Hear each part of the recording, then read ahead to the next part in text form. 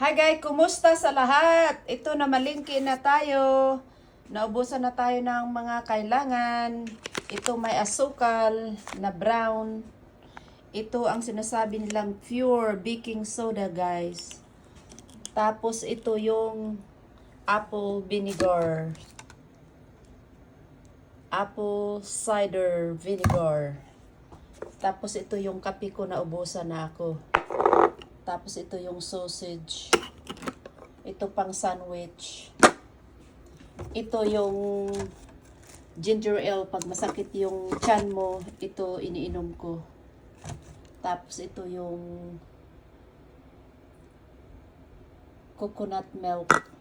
Tapos ito yung gatas. Ito yung beans. Ito yung goya pang luto. Tapos Colgate. Tapos toothbrush. Tapos ito tinapay.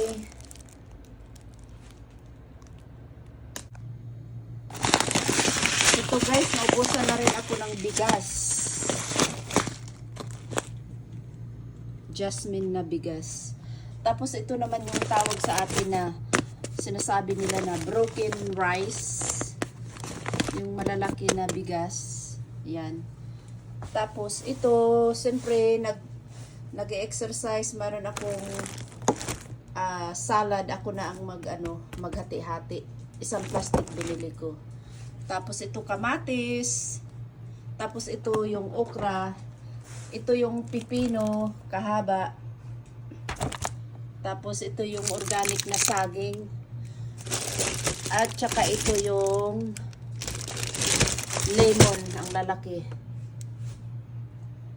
Tapos ito yung plantain, tinatawag lang plantain na saging sa atin na ipiprito.